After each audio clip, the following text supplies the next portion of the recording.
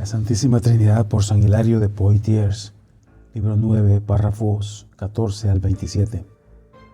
He hecho un argumento breve de esto para no olvidar que nuestro Señor Jesucristo es tratado aquí como una persona de dos naturalezas, pues el que habita en la forma de Dios tomó la forma de siervo, en la cual Él fue obediente hasta la muerte. La obediencia de la muerte no tiene nada que ver con la forma de Dios, así como la forma de Dios no es inherente a la forma de siervo. Sin embargo, por el misterio de la dispensación del Evangelio, la misma persona está en la forma de siervo y en la forma de Dios. Aunque no es lo mismo la una de la otra, ni el que habita en la forma de Dios tomó forma de siervo sin vaciarse a sí mismo, pues la combinación de las dos formas es incongruente. Sin embargo, no era otra persona diferente del que se vació a sí mismo, del que tomó la forma de siervo. Tomar algo no se puede predicar de uno que no es, pues solamente puede tomar el que existe. El vaciar la forma no implica la abolición de la naturaleza. Se vació a sí mismo, pero no perdió su ser. Tomó una nueva forma, pero permaneció lo que era. Otra vez, sea que se vaciara o tomara, era la misma persona. Hay por tanto un misterio en que se vació a sí mismo y tomó la forma de siervo, pero no se extingue como para cesar de existir al vaciarse a sí mismo o para no ser existente cuando Él toma esa carne. El vaciarse permitió el tomar la forma de siervo y no eliminó de Cristo, quien estaba en la forma de Dios, el dejar de ser Cristo Espíritu, pues es ciertísimo que Cristo tomó la forma de siervo. Cuando se vació a sí mismo para ser hombre y mientras se mantenía a Cristo el Espíritu, el cambio de su forma humana y el habitar de otra naturaleza en ese cuerpo no limitó la naturaleza de su divinidad eterna, pues era el mismo Cristo cuando se vació y cuando tomó humanidad. Número 15.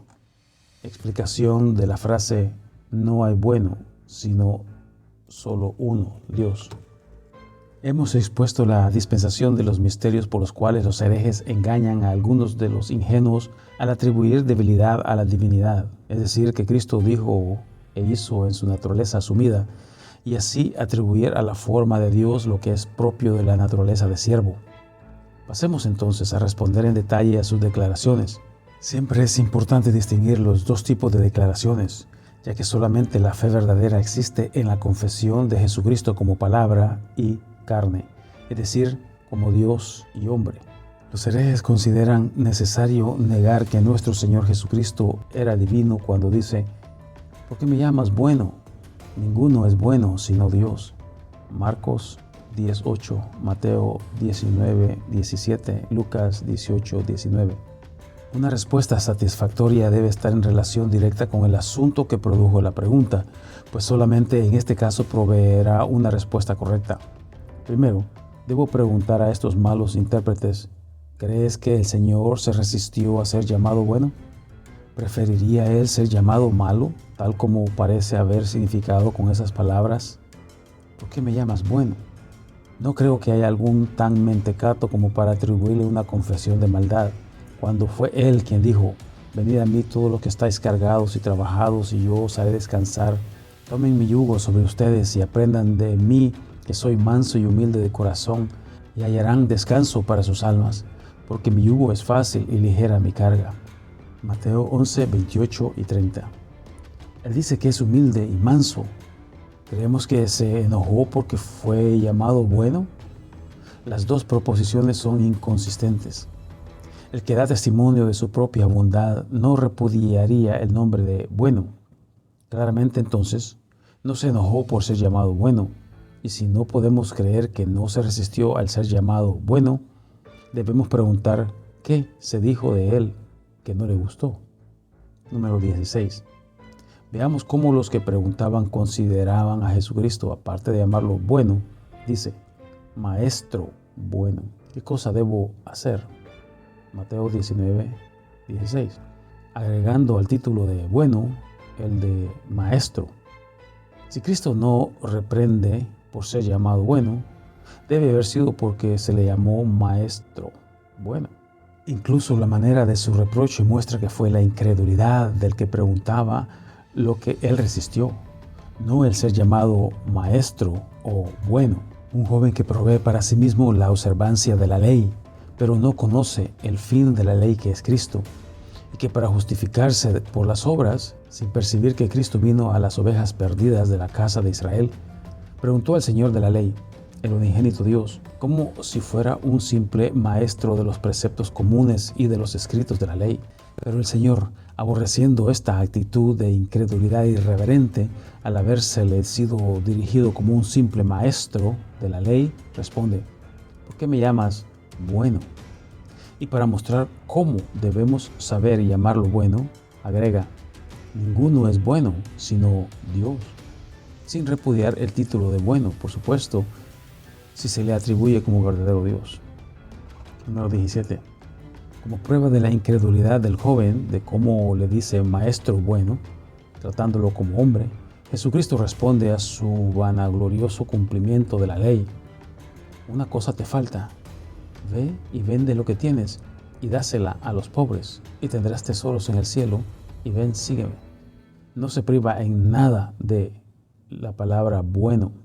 Tampoco hay reproche al habérsele llamado maestro en el sentido de llevar el camino de la bendición perfecta, pero sí al reproche de la incredulidad que mueve la opinión por su enseñanza, es decir, que la bondad pertenece solo a Dios.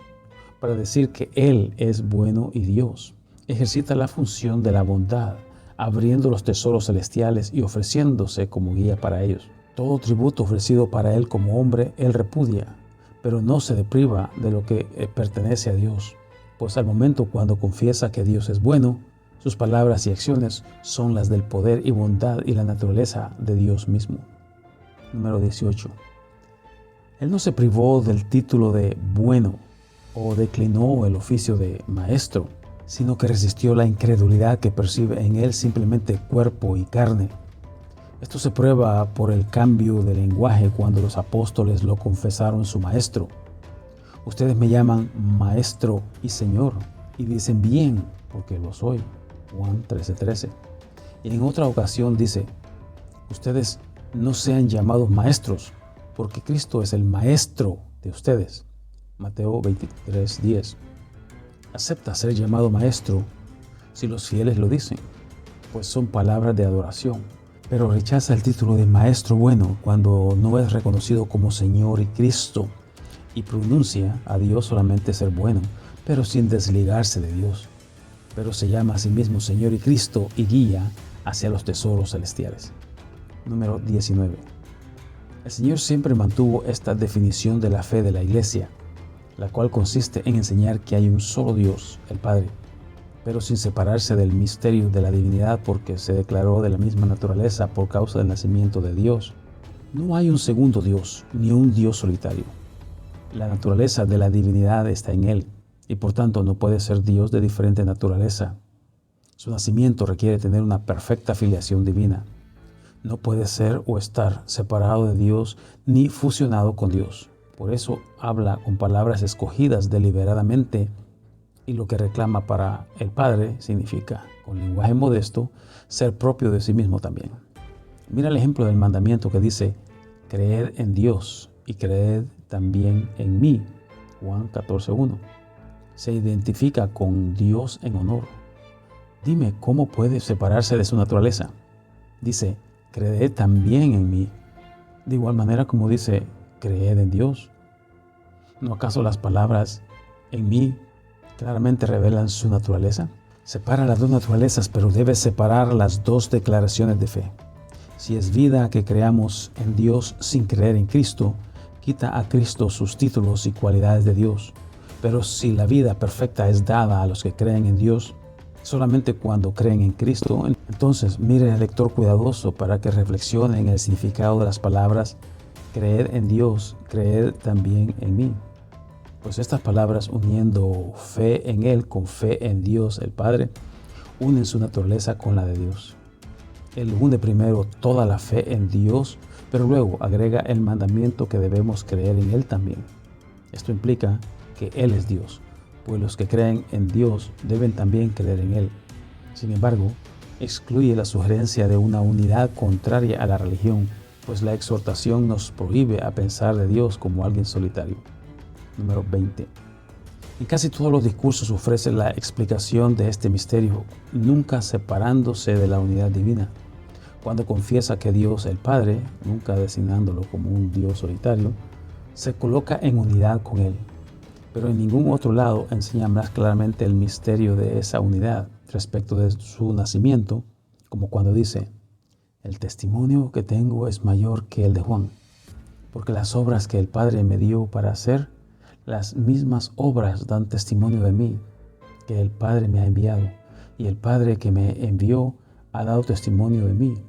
Ustedes no han escuchado su voz jamás, ni han visto su forma, y ustedes no tienen su palabra en ustedes, pues al que envió ustedes no creen. Juan 5:36 al 38. ¿Cómo puede decirse que el Padre ha dado testimonio veraz del Hijo cuando nunca ha sido visto ni escuchada su voz? Sin embargo, recuerdo que una voz fue oída desde el cielo que dijo: este es mi Hijo amado, en quien tengo complacencia, a él oíd. Mateo 3:17, 17:5. ¿Cómo pueden decir que no han escuchado la voz de Dios cuando la voz que escucharon era del Padre? Pero quizás los habitantes de Jerusalén no habían escuchado que Juan la había oído en la soledad del desierto. Debemos preguntar, ¿cómo dio testimonio el Padre en Jerusalén? No es más el testimonio dado a Juan, que escuchó la voz del cielo, sino un testimonio mayor que el de Juan. Declara a qué se refiere el testimonio cuando dice: las obras que el Padre me dio para hacer, las mismas obras dan testimonio de mí, que el Padre me envió. Debemos admitir que la autoridad del testimonio respecto al Hijo enviado del Padre pudo realizar dichas obras. Sus obras son su testimonio. Pero, ¿qué sigue? Y el Padre que me envió, Él da testimonio de mí. Ustedes no han oído su voz nunca, ni han visto su forma, y ustedes no tienen su palabra en ustedes. ¿Estás sin culpa al no haber oído el testimonio del Padre o visto entre ellos, y en quienes no habitaba la palabra? No, pues ellos no podían decir que su testimonio estaba escondido para ellos, pues Cristo dice que el testimonio de sus obras es el testimonio del Padre respecto a Él. Sus obras testifican de Él que fue enviado del Padre, pero el testimonio de estas obras es el testimonio del Padre. Y ya que el trabajo del Hijo es el testimonio del Padre, se sigue que la misma naturaleza operaba en Cristo, porque en el Padre testifica de Él. Así, Cristo, que trabaja las obras, y el Padre que testifica por ellas, se revelan poseyendo una naturaleza inseparable por el nacimiento, porque la operación de Cristo se entiende ser el testimonio de Dios respecto de Él. Número 21. No son absueltos por no haber reconocido el testimonio, pues las obras de Cristo son el testimonio del Padre respecto a Él. Tampoco pueden clamar ignorancia del testimonio basado en no haber oído la voz del que testificaba, o de no haber visto su forma, o por no tener las palabras habitando en ellos. Inmediatamente después de las palabras: no han escuchado su voz jamás, ni visto su forma, y no tienen su palabra en ustedes. Él señala que la voz no fue escuchada, ni la forma vista, ni la palabra habitaba en ellos, aunque el Padre había testificado respecto de Él. A quien envió, ustedes no creen. Es decir, si ellos le hubieran creído, hubieran escuchado la voz de Dios y visto la forma de Dios, y su palabra hubiera habitado en ellos. Pues por la unidad de la naturaleza de ellos, el Padre es oído, manifestado y poseído en el Hijo. ¿No acaso Él es la expresión del Padre, pues fue enviado de Él? ¿Se diferencia Él a sí mismo por alguna naturaleza distinta de la del Padre cuando dice que el Padre, testificando de Él, no fue oído ni visto ni entendido porque no habían creído en Él, a quien el Padre les envió? El Dios unigénito no se separaba de la divinidad cuando confesaba a Dios el Padre, pues al proclamar Padre, declara su relación con Dios. Se incluye en el honor debido al Padre. Número 22. En este mismo discurso pronuncia que sus obras testifican de Él que fue enviado del Padre, y asegura que el Padre testifica de Él que lo envió. Dice: la honra del Dios único ustedes no buscan. Juan 5:44. Esto no es una declaración infundada, sin alguna previa preparación de la fe en su unidad con el Padre. Oye lo que precede. No vienen a mí para que puedan tener vida. Yo no recibo gloria de los hombres, pero los conozco que ustedes no tienen amor de Dios en ustedes. He venido en el nombre de mi Padre y no me reciben. Si otro viniera en el nombre del Padre, a él recibirían. ¿Cómo pueden creer al que recibe gloria de los hombres y la gloria de aquel quien es Dios ustedes no buscan? Él rechaza la gloria de los hombres, pues la gloria debe ser buscada de Dios. Es la marca de los incrédulos el recibir gloria los unos de los otros, pues ¿cuál gloria puede dar el hombre? Dice que el amor de Dios no está en ellos y pronuncia como causa que ellos no le recibieron como viniendo en el nombre del Padre. ¿Qué significa eso de venir en el nombre del Padre? Sino venir en el nombre de Dios. ¿No es porque hayan rechazado al que viene en el nombre de Dios que el amor de Dios no estaba en ellos? No se implica que Él tiene la naturaleza de Dios cuando dice, ustedes no vienen a mí para que tengan vida. Oye lo que dice de sí mismo en el mismo discurso. De cierto os digo, la hora viene y ahora es cuando los muertos oirán la voz del Hijo de Dios y los que oigan vivirán. Juan 5:25. Él viene en el nombre del Padre, es decir, Él no es el Padre mismo, sino de la naturaleza de la del Padre, pues siendo Hijo de Dios es natural para Él venir en el nombre del Padre. Entonces, otro viniendo en el mismo nombre, ellos lo recibirán. Pero Él es uno de quien los hombres esperan gloria y a quien ellos dan gloria en retorno, aunque dará la apariencia de venir en el nombre del Padre. Por eso, sin duda, significó al anticristo, glorificándose en un venir falso en el nombre del Padre. A Él glorificarán y Él los glorificará a ellos, pero la gloria de aquel que realmente viene de Dios no buscan ni glorifican. Número 23. No tienen el amor de Dios porque lo rechazaron viniendo del Padre, pero aceptaron a otro que vino en el mismo nombre y recibieron gloria el uno del otro, pero fueron negligentes respecto a la gloria del verdadero Dios. ¿Es posible pensar que se separó a sí mismo de la gloria del único Dios cuando les dice el por qué no buscan la gloria del Dios único, que reciben al anticristo y que a Él no lo reciben? Rechazarlo es rechazar la gloria del único Dios verdadero. ¿No es acaso su gloria la gloria del único Dios? ¿Y recibirlo es buscar la gloria del único Dios? Este mismo discurso es nuestro testigo, pues leemos al comienzo, para que todos honren al Hijo como honran al Padre. El que no honra al Hijo no honra al Padre que le envió. Juan 5:23. Solamente las cosas de la misma naturaleza tienen el mismo honor. La igualdad del honor muestra que no hay separación entre los que son honrados. Pero cuando la revelación del nacimiento se combina, la demanda por la igualdad se mantiene vigente, pues el Hijo es honrado como el Padre es honrado. Y ya que no buscan honrar a quien es verdadero Dios, Él no está excluido del honor del verdadero Dios, pues su honor es uno con el de Dios, pues el que honra al Hijo honra al Padre. El honor de Cristo es inseparable del honor de Dios. Por las mismas palabras del Señor cuando oyó la noticia de la muerte de Lázaro, ilustra la identificación del honor que tiene el Padre y el Hijo, pues dice, esta enfermedad no es para muerte, sino para la gloria de Dios, que el Hijo del Hombre pueda ser glorificado por esto. Juan 11:4. Lázaro muere para la gloria de Dios, que el Hijo de Dios pueda ser glorificado por esto. ¿Hay alguna duda que la gloria del Hijo de Dios es la gloria de Dios cuando la muerte de Lázaro, que glorifica a Dios, glorifica al Hijo de Dios? Cristo tiene la misma naturaleza con Dios el Padre por su nacimiento, pues la enfermedad de Lázaro es para la gloria de Dios. Y al mismo tiempo, el misterio de la fe no es violentada, pues el Hijo de Dios es glorificado por medio de Lázaro.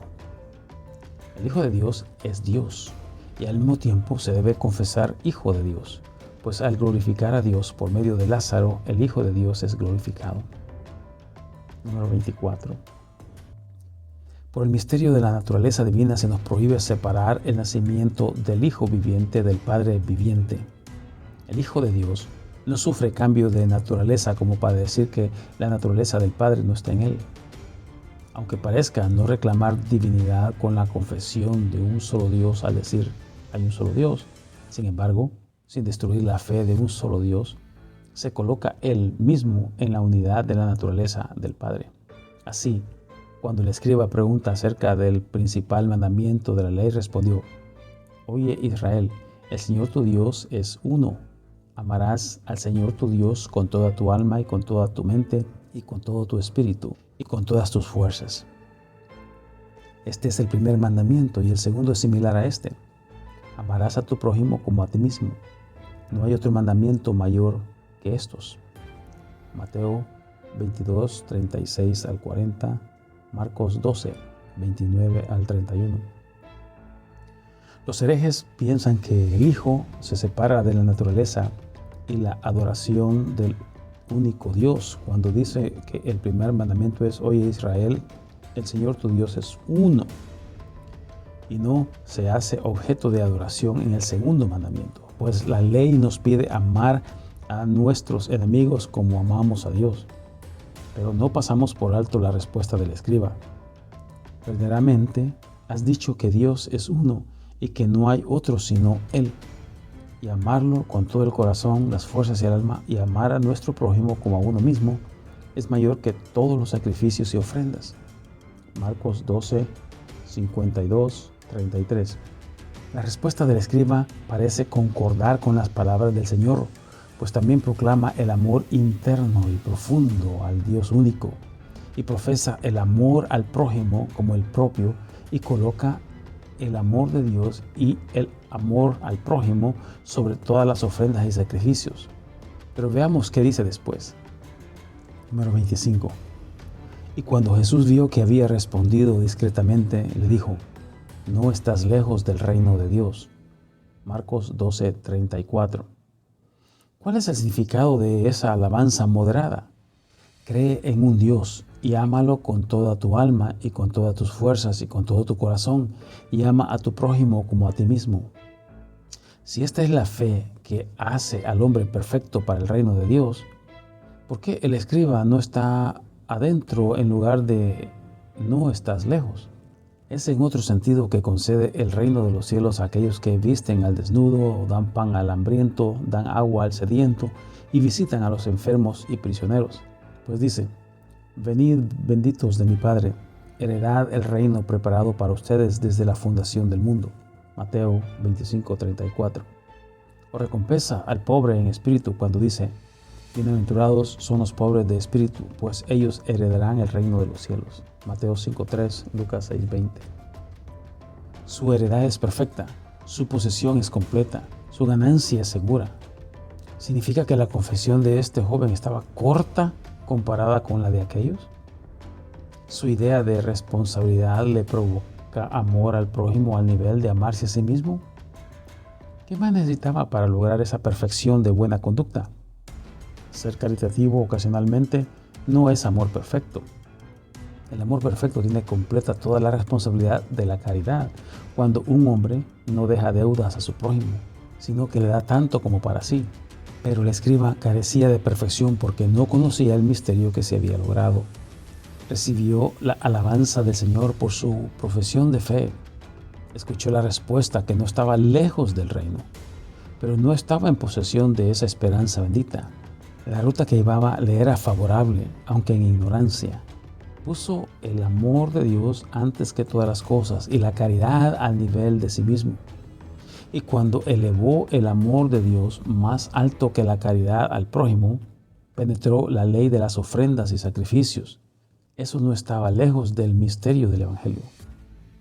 Número 26. Percibimos también por las mismas palabras del Señor, pues dijo: No estás lejos del reino de los cielos, en lugar de estarás en el reino de los cielos. Luego dice: Y nadie más se atrevió a preguntar otra cosa. Y Jesús respondió y dijo mientras enseñaba en el templo: ¿Cómo dicen los escribas que es el Cristo, el Hijo de David? Si David mismo, hablando en el Espíritu, le dice, el Señor dijo a mi Señor, siéntate a mi diestra hasta que ponga a tus enemigos debajo de tus pies. David mismo le llama Señor. ¿Cómo es su hijo? Marcos 12, 34 al 37. El escriba no está lejos del reino de Dios cuando confiesa a un Dios el cual debe ser amado sobre todas las cosas. Pero sus propias palabras acerca de la ley es un reproche que el misterio de la ley se le ha escapado, pues no sabe de Cristo el Señor. Pues el Hijo de Dios por naturaleza debe estar incluido en la confesión de un solo Dios. La confesión de un solo Dios de acuerdo a la ley pareciera no dar lugar para el Hijo de Dios en el misterio de un solo Señor. Por ello pregunta al escriba si puede llamar a Cristo Hijo de Dios, pues David lo llama Señor, que significa Dios, pues es contra el orden de la naturaleza que el Hijo de David, el gran patriarca, sea también al mismo tiempo el Señor de David. Requiere del escriba, el cual lo estima solo según la carne y su nacimiento de María, la hija de David, que recuerde que Él es el Señor de David más que su hijo. Las palabras, oye Israel, el Señor tu Dios, el Señor uno es, no separa a Cristo del misterio de un solo Señor, pues David, siendo patriarca y profeta, lo llama Señor, el Hijo engendrado del Señor antes de la estrella de la mañana. Él no pasa sobre la ley o olvida que algo deba ser confesado Señor sin violar la fe de la ley. Él enseña que es Señor, en que tiene su ser por el misterio de un nacimiento natural de la sustancia del Dios incorpóreo. Él es uno, nacido de uno, y la naturaleza del único Dios lo ha hecho Señor por naturaleza. Número 27. ¿Queda lugar para alguna duda? El Señor mismo proclamando que el principal mandamiento de la ley es confesar y amar a un solo Dios, prueba que Él mismo es Señor, no por las palabras de sí mismo, sino por las del profeta, siempre dando a entender que Él es Señor porque es el Hijo de Dios. Por la virtud de su nacimiento habita en el misterio de un solo Dios, pues el nacimiento, transmitiendo con ello, así como hizo la naturaleza de Dios, no es la fuerza que produce otro Dios de una naturaleza distinta. Y porque la generación, es decir, el nacimiento, es real, el Padre no es minimizado en su señorío, ni el Hijo nace siendo algo menos que Dios. El Padre retiene su autoridad, el Hijo obtiene su naturaleza. Dios, el Padre, es Señor, pero el unigénito Dios, el Señor, no está separado de ese señorío, pues deriva su naturaleza de un Señor. Así, por la ley Cristo enseña que hay un Señor. Por el testimonio de los profetas, prueba que Él también es Señor. La narración continúa en el párrafo 28, explicando la frase, a ti, el único Dios verdadero.